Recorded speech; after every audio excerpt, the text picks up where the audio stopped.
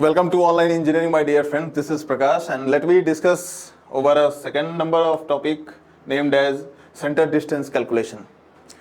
तो जो continuation of lecture को हम फॉलो कर रहे हैं उसके पर्सपेक्टिव में अगर हम देखें तो next lecture is centre calculation कि एक गियर से दूसरे गियर के बीच में कितनी दूरी है, ओके, कि हम प्रॉपर मेजरमेंट कर सकें, हम रेडियस की कैलकुलेशन प्रॉपर कर सकें, क्योंकि जब रेडियस हमें पता होगा तो उसी के बिहाफ पे, जब डिस्टेंस हमें पता होगा, रेडियस हमें पता होगा, उसके बिहाफ पे हम टॉर्क पता करेंगे, पावर इनपुट पता करेंगे, उसके बाद हम स्ट्रेंथ पता करेंगे, मतलब पूरी की पूरी ज्योमेट्री हम यहाँ पे डिसाइड करने वाले हैं।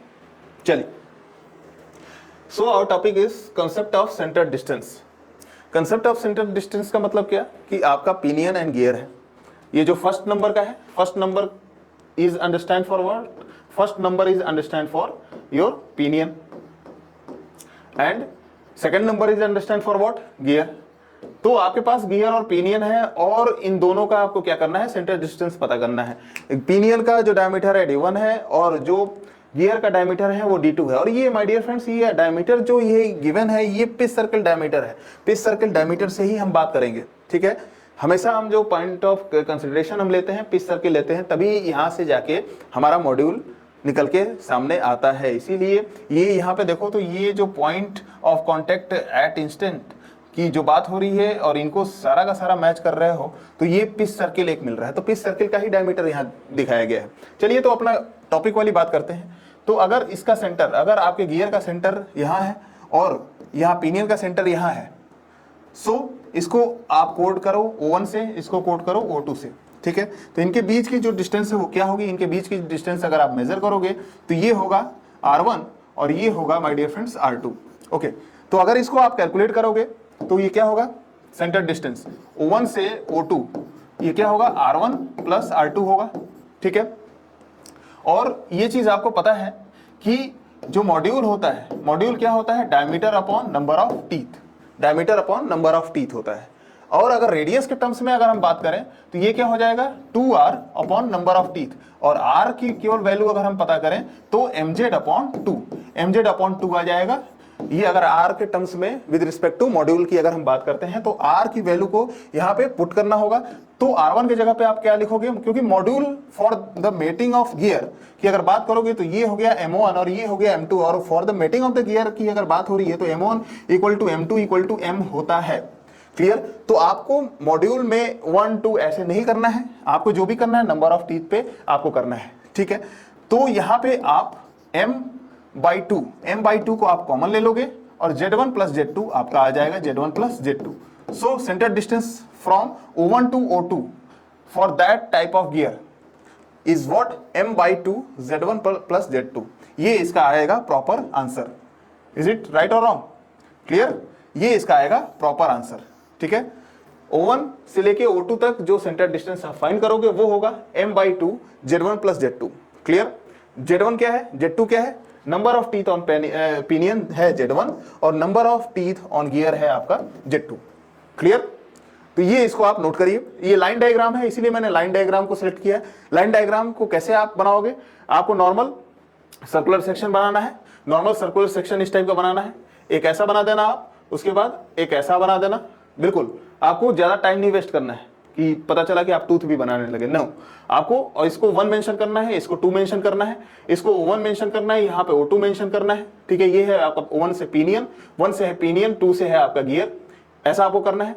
और पिनियन का जो मॉड्यूल है m1 है, गियर का जो मॉड्यूल है m2 है। For mating condition m1 equal to m2 is equal to what, m, ये कॉमन हो गया। और अगर नंबर ऑफ टीथ की बात करें तो इसके लिए z1 और इसके लिए z2, ये हो गया, ठीक। और अगर हम सेंटर डिस्टेंस की बात करें तो ये हो गया R1 और ये इधर हो गया R2। सो O1 से लेके सेम मैंने यही काम कराया है कि O1 से लेके R1 प्लस R2, और उसके बाद मॉड्यूल के टर्म्स में अगर हम बात करते हैं तो d/z होता है। तो यहां से हम इसको r में, डायमीटर को r में चेंज करके यहाँ पे वैल्यू को मैनिपुलेट कर देंगे। तो ये सिंपल ही काम मैंने जस्ट अभी अभी पीछे किया है, ओके। तो गियर टूथ को नहीं ड्रॉ करना है, डायरेक्ट उसके पिच सर्किल को ही ड्रॉ कर देना है ऐसे। सपोज दैट कि अगर एक कॉम्प्लिकेटेड क्वेश्चन दिया है तो उसको आपको कैसे करना होगा। चलिए, तो सबसे पहले तो इसका नॉमेनक्लेचर आप करिए। ये है O1, ठीक है, यहां पे है आपका O2, क्लियर, यहां पे है आपका O3, यहां पे है O4, यहाँ पे है O5। आपको सेंटर डिस्टेंस पता करना है फ्रॉम O1 से O5। O1 से O5 आपको सेंटर डिस्टेंस पता करना है। ये सेंटर डिस्टेंस O1 से O5 होगा क्या? तो सिंपल O1 से O5 आपका क्या आएगा? ये अगर परपेंडिकुलर बना रहा है तो आप इसको क्या लिखोगे? अंडर रूट पाइथागोरस लगा के आप क्या लिखोगे? O1 से O4 की तरफ जाओगे, O1 से O4 की तरफ जाओगे, होल स्क्वायर करोगे, प्लस साथ में O4 से O5 की तरफ जाओगे, O4 से O5 की तरफ जाओगे और इसका क्या करोगे? होल स्क्वायर करोगे। अब आपके पास टास्क ये आता है, अब आपके पास माय डियर फ्रेंड्स टास्क ये आएगा कि सबसे पहले ये कैलकुलेट करो, उसके बाद ये कैलकुलेट करो, और फर्स्ट को कैलकुलेट करके और साथ में यहाँ पे सेकंड को कैलकुलेट करके उसके बाद इन दोनों वैल्यू को इसी इक्वेशन में पुट कर देना है। आपको प्रॉपर आंसर आ जाएगा क्या? O1 से लेके O5। ठीक है, तो चलिए इसी को कैलकुलेट करते हैं। ओके, तो चलिए इसको हम कैलकुलेट करते हैं। ओके, इसको हम यहाँ पे कैलकुलेट करेंगे। सबसे पहले ये फर्स्ट वाला कैलकुलेट करेंगे। फर्स्ट वाला हमारा क्या है? फर्स्ट वाला हमारा है O1 से O4। O1 से O4 हम कैलकुलेट करेंगे। इसका जो डेटा आएगा उसमें स्क्वायर करके यहाँ टोटल वैल्यू पुट कर देंगे। फिर से ये हम करेंगे, इसका जो डेटा आएगा स्क्वायर करके ये पूरा यहाँ वैल्यू पुट कर देंगे और फाइनल हम कैलकुलेट कर लेंगे स्क्वायर रूट हम अपना लगा के। चलिए, तो ये O से लेके O4 तक हमें जाना है। हमें इस पॉइंट से लेके इस पॉइंट तक हमें जाना है। ठीक है, तो कैसे हम चलेंगे? हम सबसे पहले तो ये रेडियस लेंगे 1 का। सबसे पहले गियर का नॉमेनक्लेचर आप कर दो, 2 3 4 5 6 गियर का ऐसे आपने किया नॉमेनक्लेचर। ठीक, अब नॉमेनक्लेचर किया तो सबसे पहले 1 के लिए यहां से लेके आप यहां डिस्टेंस तक आप कवर करो। तो ये क्या हो गया? R1 डिस्टेंस कवर किया। अब ये डिस्टेंस से लेके इस डिस्टेंस तक कवर करो। ये डिस्टेंस, ये पूरा इतनी बड़ी डिस्टेंस क्या है? इतनी बड़ी डिस्टेंस है आपकी R3। ओके, R3 आपने कवर किया। फिर आपने क्या कवर किया? फिर से अब देखो कि ये गियर नंबर 2 से गियर नंबर 4 अटैच हो रहा है। गियर नंबर 3 से 4 अटैच नहीं है, गियर नंबर 2 से 4 अटैच है। तो इस सेंटर से चलोगे गियर नंबर 4 के पेरिफेरी तक। तो ये कौन सा है? ये R2 है। ठीक है, तो आप R2 लिखोगे और फिर से रेडियस किसका लिखोगे? रेडियस लिखोगे R4 का। R4 का यहां से चलना है आपको R5 तक। दैट मींस R4 का radius 2 bar, that means diameter, तो 2 टाइम्स R4 आप ये लिखोगे। उसके बाद आपको कंसीडर करना है इस पेरिफेरी से लेके इस सेंटर पॉइंट आना है R5 ये O4 तक, दैट मींस 5 वाले गियर के लिए। सो ये हो गया यहाँ पे ऐसे। तो इस तरीके से आपको टोटल का टोटल लेंथ लिखना होगा। टोटल लेंथ हमने मेंशन यहाँ पे क्या किया है? हमने टोटल लेंथ मेंशन किया है, डायरेक्ट ऐसे मेंशन किया है, डायरेक्ट रेडियस के टर्म्स में। ये रेडियस क्या है? ये आपका रेडियस है R5, ये रेडियस है। सिंपल, यहाँ पे 2, यहाँ पे R4, 2 टाइम्स ये है डिस्टेंस। यहाँ पे अगर हम इतने डिस्टेंस की केवल बात करें तो ये क्या है? ये है R2 है। यहाँ पे ये टोटल डिस्टेंस की अगर बात करें तो R3 है, और यहाँ पे ये इतनी डिस्टेंस की अगर बात करें तो ये क्या है? R1 है। तो ये R1 plus R3, R1 plus R3 plus R2 plus ये R2 plus 2R4 plus 2R4 plus R5 plus R5, ये R5।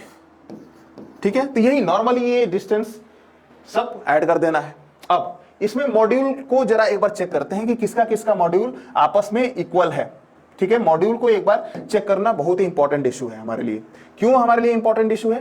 क्योंकि मैटिंग कंडीशन अगर देखी जाए तो केवल ये गियर, ये 1 वाला 3 से मेट कर रहा है, that means M1 is equal to M3 है। क्लियर?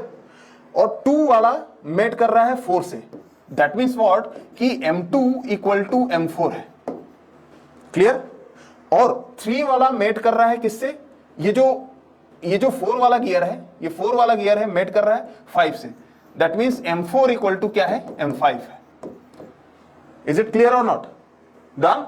क्लियर कि ये जो नंबर 1 वाला गियर है नंबर 3 से मेट कर रहा है, नंबर 3 से ये मेट कर रहा है, इसलिए M1 बराबर M3। ठीक, अब ये नंबर 2 का है, नंबर 4 से मेट कर रहा है, तो M2 बराबर M4। क्लियर मॉड्यूल इसके। और उसके बाद जो ये चौथे नंबर का गियर है वो 5वें से मेट कर रहा है, तो M4 बराबर M5। ये हमारे पास कंडीशन है। हमारे पास कंडीशन क्या है? हमारे पास कंडीशन एक बार हम कोड करेंगे कि हमारे पास M1 बराबर M1 इक्वल टू M3 हमारे पास कंडीशन है, और एक कंडीशन है M2 equal to M4 equal to M5, M2 equal to M4 equal to M5। ये हमारे पास इतनी कंडीशन है। Is it okay? Fine, done.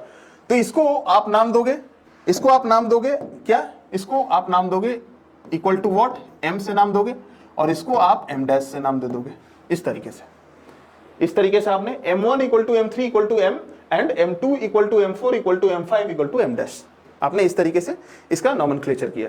अब 1 और 3 को आपको एक साइड में रखना पड़ेगा, एक साइड में रखना पड़ेगा, और इन सबको आपको एक साइड में रखना पड़ेगा, क्योंकि इन दोनों का ही मॉड्यूल आपस में सेम है और इन तीनों का मॉड्यूल आपस में सेम है। यहां पे मॉड्यूल के टर्म्स में अगर बात किया जाए तो m डैश आ रहा है, और यहां पे मॉड्यूल के टर्म्स में बात किया जाए तो m आ रहा है, m1 m3 m1 m3, ठीक है, तो ये ऐसा आ रहा है। और रेडियस और मॉड्यूल के टर्म्स में अगर इक्वेशन लिखा जाए तो क्या लिखते हो, m/2 z, आप ये लिखते हो। तो रेडियस की जगह पे m/2, हर जगह m/2 आपको करना है।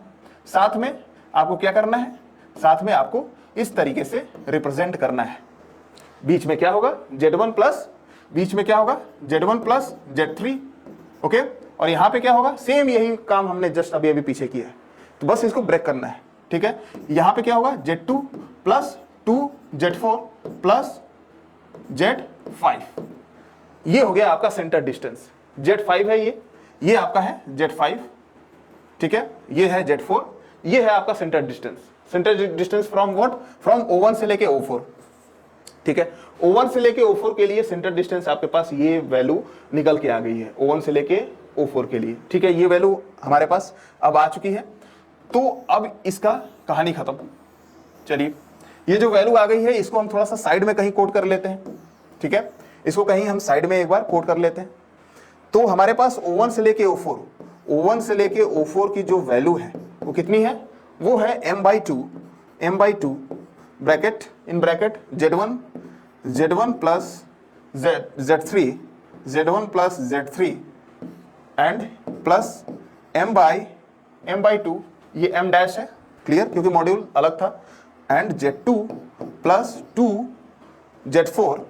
2z4 प्लस व्हाट, z5, ये z क्या है, नंबर ऑफ टीथ है। इतना क्लियर है। चलिए, अब हमारे पास स्पेस हो गया है। अब हम ये वाले लेंथ के लिए कैलकुलेट करते हैं। कौन से वाले लेंथ के लिए, ये O4 O5, ये O4 O5 के लिए हम कैलकुलेट करेंगे, इसके लिए हम कैलकुलेट करेंगे। चलिए, O4 O5 ये डायरेक्ट कॉन्टेक्ट है, डायरेक्ट मेटिंग हो रही है, डायरेक्ट मेटिंग हो रही है, that means M4 equal to M5 equal to what, M double dash, क्योंकि M और M डैश हमने मान रखा है तो M डबल डैश इस बार हम मानेंगे, ठीक है। तो इसको रिप्रेजेंट कैसे कर सकते हैं, this length plus this length को ऐड करना है, दैट मीन्स व्हाट कि R5 प्लस R6, ये 6 नंबर का गियर, इस तरीके से करना है।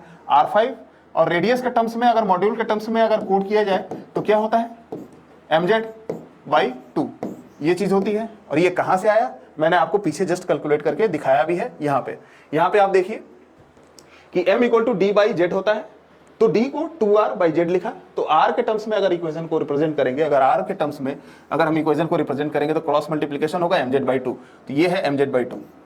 तो वही चीज मैंने आपको लिखा है कि mz/2, clear, r equal to mz/2। अब यहां से m दोनों के लिए कॉमन है, m डबल डैश, ठीक है, तो m डबल डैश दोनों के लिए कॉमन है, /2 हो गया, और radius 5, that means gear number 5 के लिए आप क्या नंबर ऑफ टीथ लिखोगे, उसको आप लिखोगे 5, इज इट राइट और रॉन्ग, इसको आप लिखोगे 5, अगेन z5 प्लस z6। तो ये वैल्यू किसकी आ गई है, ये वैल्यू आपकी आ गई है O4 से लेके O5 तक। आपने O1 से लेके O4 आपने फाइंड किया वैल्यू, जो वैल्यू यहां पे आपने मेंशन किया है। उसके बाद O4 से लेके O5 की वैल्यू आपने फाइंड कर लिया। अब इन दोनों वैल्यू को कैलकुलेट करना, ये सेकंड नंबर का वैल्यू है, ठीक है, ये सेकंड नंबर का वैल्यू है, और ये आपका फर्स्ट नंबर वाला इतना बड़ा वैल्यू है। ये वैल्यू फर्स्ट नंबर वाला कैलकुलेट करके यहाँ पे पुट करना है आपको फर्स्ट नंबर में, और सेकंड नंबर वाला ये जो वैल्यू है इसको कैलकुलेट करके आपको यहाँ पे पुट करना है, और इजीली आपको अंडर रूट कर देना है O1 से लेके O5, दैट मींस O1 से लेके ये O5 इजीली आपको वैल्यू फाइंड आउट हो जानी है, आपको वैल्यू निकल के आ जानी है इन पिक्चर। अगर इतना आपको समझ में आ रहा है, इतना आपको क्लियर हो रहा है, तो किसी भी टाइप की अगर ज्योमेट्री गिवन हो तो आप फाइंड कर सकते हो इजीली। अब देखो कैसे, अब ये तो ऐसे इस तरीके से असेंबली था, क्लियर, ये अगर इस तरीके से असेंबली था तब आपने फाइंड किया। अगर suppose that for the example अगर इसका असेंबली होता है कहीं इस तरीके का कैसे कि यहां पे जो आपका गियर बना होता इस तरीके का बना होता, ठीक है, इसका सेंटर पॉइंट होता ये, और ये ऐसा होता, और ये यहाँ पे होता है। दैट मीन्स व्हाट कि ये परपेंडिकुलर ना होके ये जो एंगल बना रहा होता है माय डियर फ्रेंड्स, ये आपका एंगल बना रहा होता है कितना, ये बना रहा होता है फॉर द एग्जांपल ये आपको 60 डिग्री ये एंगल आपको बना रहा होता, 60 डिग्री ये एंगल बन रहा होता, 60 डिग्री अगर बन रहा होता तब आप कैसे करते, तब आप कैसे करते? तो सिंपल वही O1 से लेके O4, O1 से लेके O4 आपको सबसे पहले तो एक बार फाइंड करना है फर्स्ट, क्लियर। उसके बाद आपको O4 से लेके ये O5 तक, O4 से लेके O5 तक आपको पता करना है, ये सेकंड नंबर का, ये आपको पता चल गया। उसके बाद ये 60 डिग्री है, कोसाइन रूल लगा दो, ठीक है, कोसाइन रूल आप लगा दो, कोसाइन रूल लगा के आपको इजीली ये जो डिस्टेंस है O1 से लेके O5 इजीली ये डिस्टेंस आपको मिल जाएगी और ये हो जाएगा आपका आंसर, ठीक है। तो इस तरीके से आपको क्वेश्चन सॉल्व करना होता है, ठीक है। तो ये है नॉर्मल एंड कंपाउंड गियर की बात हो रही थी, ये कंपाउंड गियर था। कंपाउंड गियर कैसे था, जरा ये कंपाउंड गियर की भी जरा फिलॉसफी आपको क्लियर होनी चाहिए कि कैलकुलेशन तो हमने करने को कर लिया, लेकिन यहाँ पे नॉर्मल गियर मैंने आपको बताया, जस्ट पीछे ये नॉर्मल गियर है, देखो एक गियर यहाँ पे, इस शाफ्ट पे एक गियर माउंट है पिनियन और इस शाफ्ट पे एक गियर माउंट है गियर, दैट मींस क्लियर। तो ये नॉर्मल गियर है आपका, स्टेप क्लियर हो रहा है।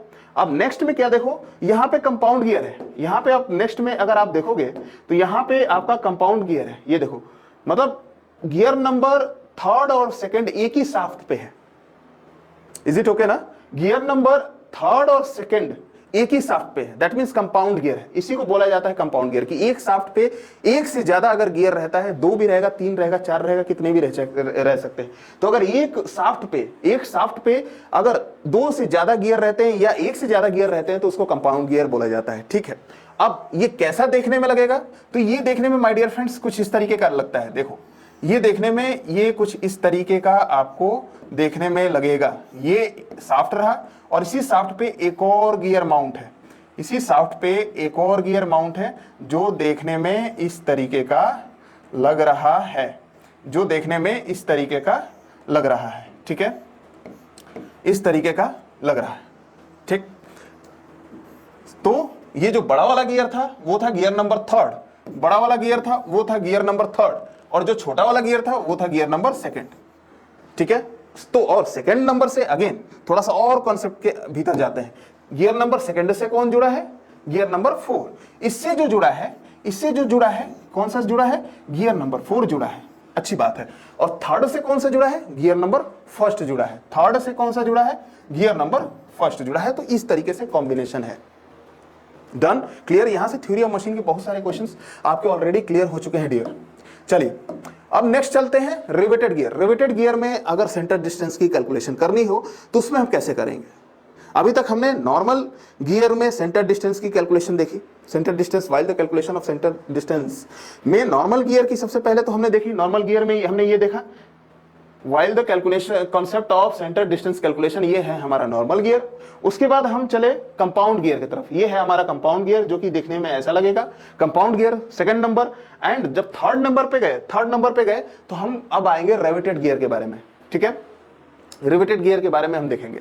रिवेटेड गियर का मतलब कि ये होता है कि जो शाफ्ट हमारी होंगी वो क्या होंगी, कोएक्सियल होंगी और पैरेलल होंगी, पैरेलल टू ईच अदर। ये देखो पैरेलल टू ईच अदर, जो शाफ्ट की एक्सिस होगी, शाफ्ट की ये जो एक्सिस है, देखो ये जो शाफ्ट की एक्सिस है, शाफ्ट की एक्सिस है parallel to each other. And input and output sources, input and output sources are coaxial in manner. ये दो चीज याद रखना है आपको कि इनपुट एंड आउटपुट शाफ्ट जो होंगे, शाफ्ट जो आपके होंगे कोएक्सियल इन मैनर होंगे, कोएक्सियल होंगे, पहली चीज कोएक्सियल होंगे, ये पहली चीज है। और दूसरी चीज ये कि जो शाफ्ट का अरेंजमेंट होगा पैरेलल इन मैनर, ये तो पहली चीज है। और दूसरी चीज ये कि जो शाफ्ट का अरेंजमेंट है होगा वो पैरेलल इन मैनर होगा, ओके। तो ये इतना पॉइंट आपको कोड करना है, आपने कोड किया है, इसको बोला जाता है रिवेटेड गियर। ये सबसे ज्यादा रिवेटेड गियर का यूज आप हैंड वॉच में करते हो, ठीक है। थ्योरी ऑफ मशीन में ये सब चीजें आप पढ़ोगे, बट यहाँ हमारा मेन जो टारगेट है वो है सेंटर डिस्टेंस का कैलकुलेशन। तो चलिए सेंटर डिस्टेंस का कैलकुलेशन करते हैं। तो रिवेटेड गियर देखने में ऐसा लगता है, ये 1 नंबर है तो यहां से पावर का आप इनपुट करिए, यहां से पावर का आप इनपुट करिए, और ये 2 नंबर है, ठीक है, ये लास्ट वाला नंबर है, तो यहां से पावर का आउटपुट करिए, क्लियर। यहाँ क्या लिखा है कि इनपुट आउटपुट शाफ्ट कोएक्सियल। तो कौन कौन से शाफ्ट है, यहां से देखो ये जो शाफ्ट है और ये जो शाफ्ट है कोएक्सियल है, एक ही एक्सिस पे है। तो ये इनपुट वाला शाफ्ट हो गया और ये आउटपुट वाला शाफ्ट हो गया, कोएक्सियल है पहली बात। और उसके बाद दूसरा वाला जो शाफ्ट है वो पैरेलल इन मैनर है, तो इसी को बोला जाता है रिवेटेड गियर। ठीक है, स्पीड रिडक्शन के लिए काफी ज्यादा ये यूज में लिया जाता है, हाई स्पीड रिडक्शन होता है। चलिए, बट ये थ्योरी ऑफ मशीन का टास्क है। अब इसका लाइन डायग्राम आप बनाओ, क्योंकि लाइन डायग्राम ही हम कन्वेंशनल के क्वेश्चन में, चाहे आपके ऑब्जेक्टिव क्वेश्चंस में लाइन डायग्राम ही गिवन होते हैं। ये 3 डायमेंशन तो केवल समझने के लिए होता है कि थोड़ा लॉजिक और क्लियर हो जाए, चीजें याद लंबे टाइम तक रहे, बट लाइन डायग्राम को ही हमें फॉलो करना है अपने कंपटीशन में, बिकॉज वहां 3 डायमेंशनल में प्लेन नहीं मिलता, वहां हमें एक पेपर पे ही ड्रॉ करनी होती है, या एग्जामिनर भी एक पेपर पे ही ड्रॉ करके देता है। तो ये रिवेटेड गियर का अगर लाइन डायग्राम आप बनाते हो तो ये वो माय डियर फ्रेंड्स ऐसा दिखेगा। ठीक है, अच्छी बात है। तो अब रिवेटेड गियर में जो हमने क्या सीखा था, हमने ये सीखा था कि जो इनपुट शाफ्ट है, इनपुट शाफ्ट ये हमारा है इनपुट शाफ्ट। यहां से क्या हो रहा है, पावर क्या हो रही है, इनपुट हो रही है, पावर यहां से हो रही है इनपुट, इनपुट शाफ्ट से पावर इनपुट हो रही है, आउटपुट शाफ्ट से पावर बाहर निकल रही है, आउटपुट शाफ्ट से पावर बाहर निकल रही है। और दोनों के दोनों जो शाफ्ट है कोएक्सियल इन मैनर है, मतलब एक ही एक्सिस में है और अलग अलग है। ऐसा नहीं है कि यहां तो सेम एक ही शाफ्ट पे 2 गियर है, ये वाला और ये वाला, एक ही शाफ्ट पे 2 गियर है, बट यहां पे अलग अलग शाफ्ट है। पॉइंट शुड बी नोटेड, यहां पे अलग अलग शाफ्ट है, पहली बात। चलिए, अच्छी बात है। अब सेंटर डिस्टेंस कैलकुलेशन करना है। ठीक है, सेंटर डिस्टेंस कैलकुलेशन करना है तो सबसे पहले तो आप नॉमेनक्लेचर कर लो कि ये है 1 नंबर का, इज इट राइट। चलिए, तो ये 1 नंबर का इसको कर लिया, ये है आपका 2 नंबर का गियर, ये है आपका 3rd नंबर का गियर, और ये है आपका 4 नंबर का गियर, ये है 1st नंबर का गियर। तो आपने इस तरीके से नॉमेनक्लेचर गियर का पॉइंट टू पॉइंट वाइज आपने सबका नाम मेंशन कर लिया। दैट मींस व्हाट कि ये है M1, ये है हमारा M2, ये है हमारा M3 और ये है M4। ठीक है, इतना क्लियर हो गया। दैट मींस व्हाट कि M4 बराबर M3 equal to M dash and M1 equal to M2 equal to M, because केवल नंबर 1 वाला जो गियर है नंबर 2 के गियर से मैच हो रहा है। दैट मींस व्हाट कि M1 equal to M2 equal to M and number 3 वाला गियर नंबर 4 वाले गियर से मैच हो रहा है। दैट मींस व्हाट कि M3 equal to M4 equal to M dash. Is it right और रॉन्ग? Okay, clear. अब नंबर ऑफ टीथ की बात करें तो ये नंबर ऑफ टीथ Z1 हो गया, यहाँ पे Z4 हो गया, यहाँ पे Z2 हो गया और यहाँ पे Z3 हो गया। इस तरीके से आपके सामने पूरे डेटा खुल के बाहर आ चुके हैं। अब सेंटर डिस्टेंस की अगर आपस में इनके बात करेंगे कि सेंटर डिस्टेंस होता क्या है, कैसे कैलकुलेट करें, तो चलिए इसका सेंटर पॉइंट ये लेंगे, इसका सेंटर पॉइंट ये लेंगे और इनके बीच में क्या देंगे, इनके बीच में एरो खींच देंगे। ठीक है, अब ये जो डिस्टेंस है, ये डिस्टेंस कितनी है, radius of what, radius of gear 1, ये जो डिस्टेंस है radius of gear 2। Okay fine. अब यहां से आपको रेडियस ऑफ गियर 3 और यहां से आपको सेंटर डिस्टेंस अगर कैलकुलेट करना है तो रेडियस ऑफ गियर 4। इस तरीके से आपको सेंटर डिस्टेंस की इजीली कैलकुलेशन करना पड़ता है, और जो अब की काफी आसान हो चुका है। चलिए, तो सेंटर डिस्टेंस अगर पता करना हो फॉर गियर 1 to 2, गियर 1 से 2, इज इट विजिबल और नॉट, 1 से 2 अगर सेंटर डिस्टेंस अगर पता करना हो, okay again I will write that कि आपको सेंटर डिस्टेंस 1 से लेके 2 अगर आपको पता करना है तो आप क्या लिखोगे, R1 प्लस R2। ठीक है, R1 प्लस R2 लिखोगे, इनका मॉड्यूल क्या है, M है, और रेडियस के टर्म्स में अगर मॉड्यूल की बात करेंगे तो mz/2 ये होता है। ओके, तो यहाँ पे जो मॉड्यूल है वो क्या है, M है, दोनों में कॉमन है मॉड्यूल, दोनों का मॉड्यूल सेम है, तो m/2 लिखोगे और ब्रैकेट में क्या लिखोगे, Z1 प्लस Z2। ये हो जाएगा centre distance between gear number 1 and gear number 2। अब सेंटर डिस्टेंस इससे लेके यहां तक आप नहीं फाइंड कर सकते। क्यों नहीं फाइंड कर सकते? बिकॉज ये आपस में मेटिंग ही नहीं हो रहा है, क्लियर ना, और कोई कनेक्शन भी नहीं है। देखो ये कोई कनेक्शन नहीं है, तो इसीलिए कोई मेटिंग नहीं हो रहा है, कोई कनेक्शन नहीं है, तो आप इन दोनों के बीच में सेंटर डिस्टेंस नहीं पता कर सकते, पहली बात।